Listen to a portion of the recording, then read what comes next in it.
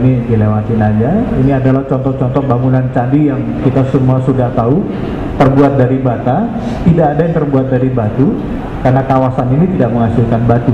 Kawasan ini adalah kawasan aluvial, daerah-daerah endapan yang dulunya justru adalah bagian dari laut. Laut itu dulu ada di depannya kota Jambi, tetapi itu sekian ratus ribu tahun yang lalu yang nggak ada yang kita ingat gitu ya.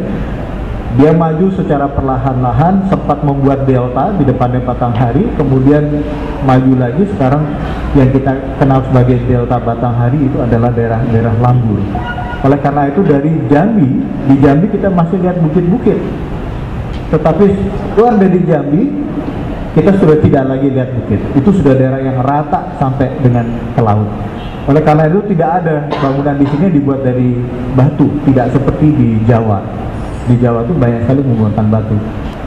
Ini candi tinggi dan kolam Telaga Rajo. Saya ingin menyampaikan bahwa candi tinggi yang kita lihat itu sebetulnya adalah bagian bawah dari candi. Di bagian atasnya itu adalah bangunan kayu yang sekarang sudah rusak. Itu sebabnya bangunan ini tidak mempunyai ruangan di bagian dalam. Tidak ada tempat untuk menyimpan arca di bagian dalam, karena memang itu bagian kaki sebetulnya. Nah, bagian atasnya itu sudah hilang seluruhnya. Ini adalah arsitektur umum dari kompleks yang ada di Jambi. Kita bisa lihat bahwa halaman itu dibagi-bagi menjadi beberapa bagian, menjadi beberapa segmen. Setiap segmen mewakili fungsi, dan karena dia tertutup, setiap segmen punya gapura sebetulnya.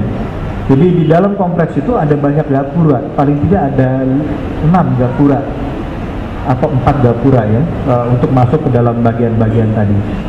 Di ujung dari Candi Gumpung, di sisi sini dan di sisi ini, ketika kita pugar tahun 84 itu ditemukan wajra. Wajra itu adalah sebuah simbol Buddhis, terutama dari Tantrayana, yang melambangkan kilat, terbuat dari besi dan sudah sangat rusak pada waktu itu. Sekarang tersimpan di Muara Jambi. Nah, inilah kira-kira gambaran Candi Gumpung. Jadi yang kita lihat itu yang di bagian bawahnya saja. Ini yang masih tersisa. Terima kasih. Ini yang masih tersisa. Makanya dulu saya selalu ditanya, Pak, ini kenapa kok di sini nggak ada ruangan?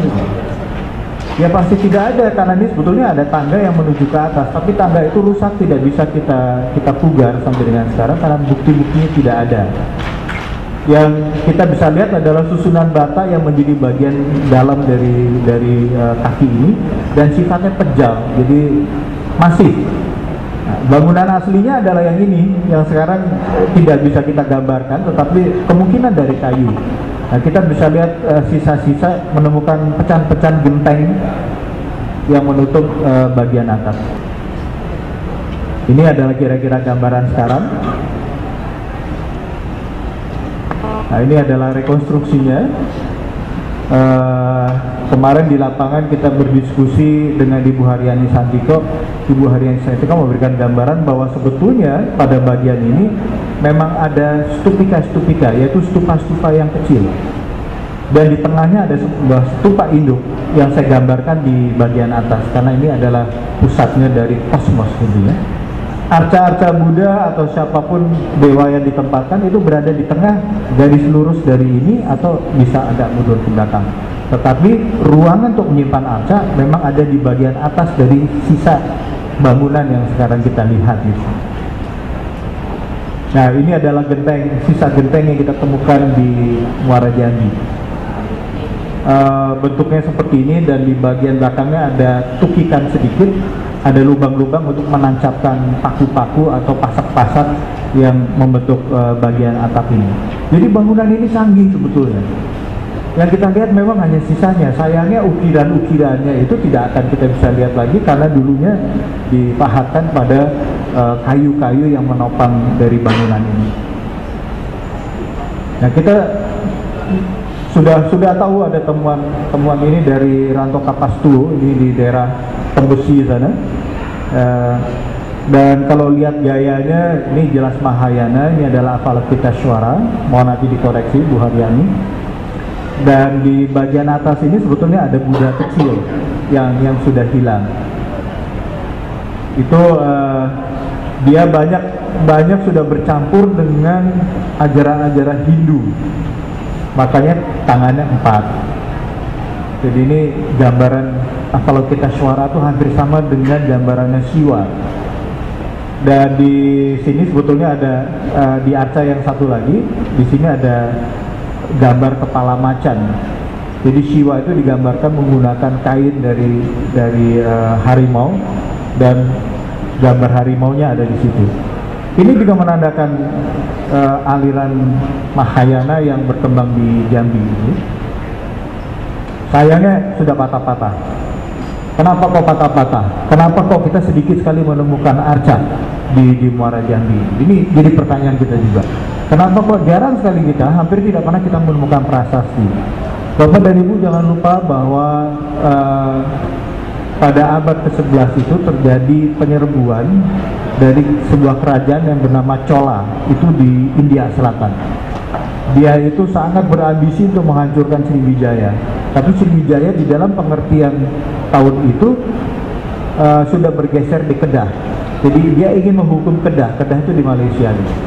Setelah dia menjatuhkan Malaysia, dia nyerbu ke selatan, menghancurkan Jambi dan Palembang. Itu kejadiannya 2 kali. Setelah itu Palembang runtuh, tidak lagi berkembang. Yang berkembang adalah Melayu yang di Jambi, dan ibu kotanya dipindah ke daerah Sumatera Barat sekarang. Perpindahan itu tentunya diikuti dengan perpindahan semua simbol-simbol dari kerajaan. Jadi arca dibawa, semuanya dibawa ke sana gitu. Tetapi di sana pun akhirnya musnah. Kita sangat sedikit menemukan bekas-bekas itu. Jadi salah kalau orang bilang bahwa Jambi dipengaruhi oleh Sumatera Barat. Yang betul Sumatera Barat dipengaruhi oleh Jambi, karena kerajaan Melayu itu berpindah ke sana sampai rajanya kemudian yang kita kenal Aditya Warman memindahkan lagi ke daerah sekitar Pagaruyung. Ini adalah lubang-lubang yang ada di bagian bawah dari Candi Gumpung. Tadi saya cerita Candi Gumpung itu pejal. Ketika dibongkar oleh PU, dulu yang boleh pugar tuh punya PU, dan sama PU tuh enak aja, dijebol aja semuanya, diangkutin bata-batanya. Kita protes berat karena cara penanganannya yang tidak profesional dari PU. Ya mereka biasa mengerjakan gedung, bukan mengerjakan candi, jadi ya dijebol aja gitu, dikasih beton-beton di bagian dalam gitu. Tetapi ada untungnya. Ketika dibongkar oleh PU, kita menemukan ada kotak-kotak di bagian bawah dari candi. Awas Pak. Yang isinya itu adalah lubang-lubang berisi prasasti-prasasti kecil terbuat dari emas. Dan di situ disebutkan nama-nama dewa yang diawali dengan kata wajra, wajra, wajra. Nah inilah yang menjadi bukti bahwa agama yang berkembang di Muara Jambi adalah Wajrayana. Kita bisa lihat di sini kan, Wajrahasa, Wajraksha, Wajrayaksha, semua diawali dengan kata Wajra. Dan itu ditempatkan di dalam cepuk yang terbuat dari perunggu dan emas. Jadi bagian bawahnya perunggu, bagian atasnya emas. Tetapi ada juga yang terdiri dari 3 jenis logam, emas, perak, dan perunggu. Menarik sekali. Hanya kalau Candi Gumpung, kalau Candi Kedaton kita perlakukan seperti itu, kita nggak berani. Jadi biarlah itu untuk generasi yang akan datang. Ini adalah gambaran dari konsep mandala yang menjadi dasar dari filosofi di balik candi-candi yang dibangun di Muara Jambi.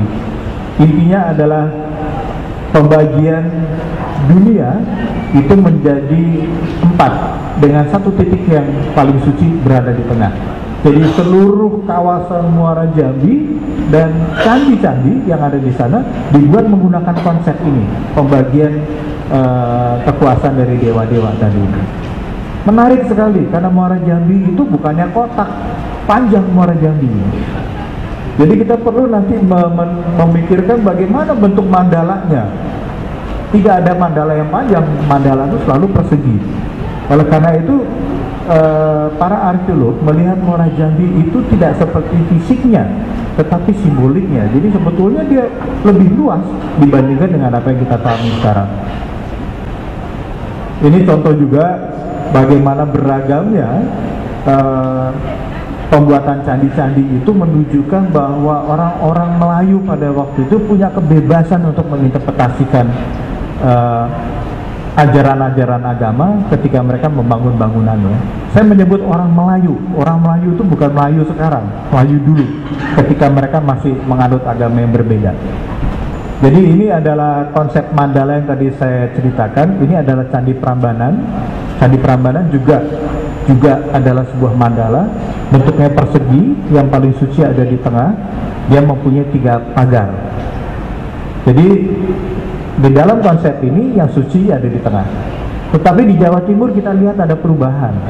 Yang suci tidak lagi ditempatkan di tengah, tetapi di bagian belakang dari candi, mengambil konsepsi gunung kosmis, yang paling puncak, yang paling suci, yang di bawah kurang suci. Nah, Bapak Ibu sekalian, Muara Jambi itu mirip ini, tidak mirip ini.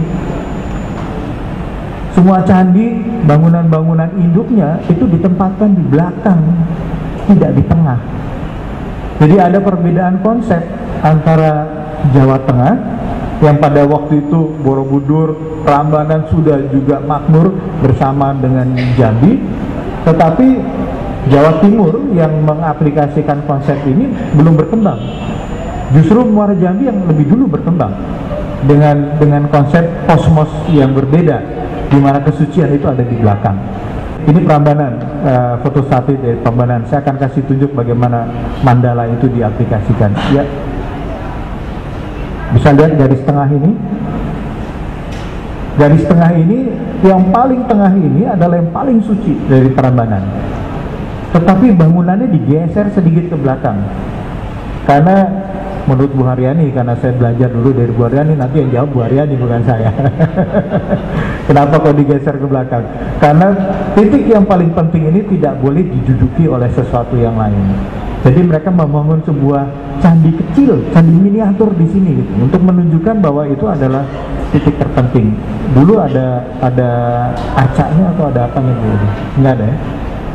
Hanya tanda garis yang disilang, itu menunjukkan bagian tengah.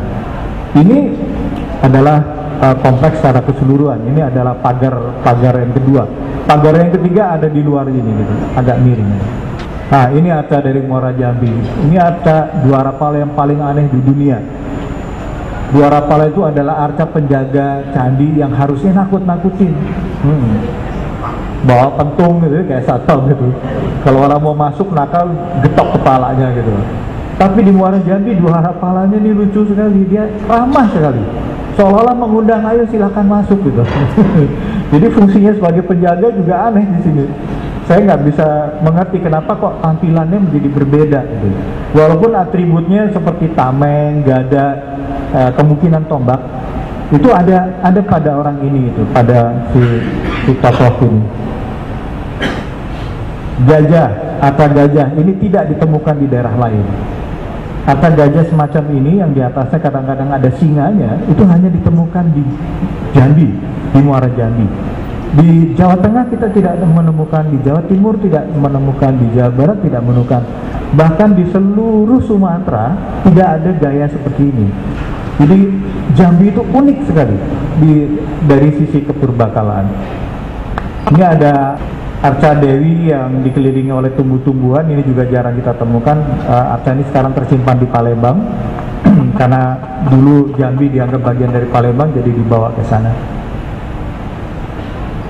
Tetapi bukan hanya agama Buddha yang berkembang di Muara Jambi, ada tanda-tanda agama Hindu juga dipraktekkan di Muara Jambi. Ini adalah arca Nandi. Arca Nandi itu ada kendaraan Dewa Siwa. Adanya arca Nandi sudah menunjukkan bahwa ada candi agama Hindu.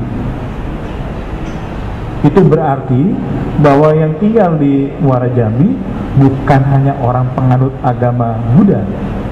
Bisa saja orang Jawa yang dari Hindu, yang beragama Hindu itu tinggal di situ. Orang India yang beragama Hindu itu menggunakan candi di Muara Jambi. Muara Jambi itu adalah sebuah kosmopolitan, tempat di mana semua bangsa itu bertemu. Kita menemukan sisa keramik dari Persia di Muara Jambi.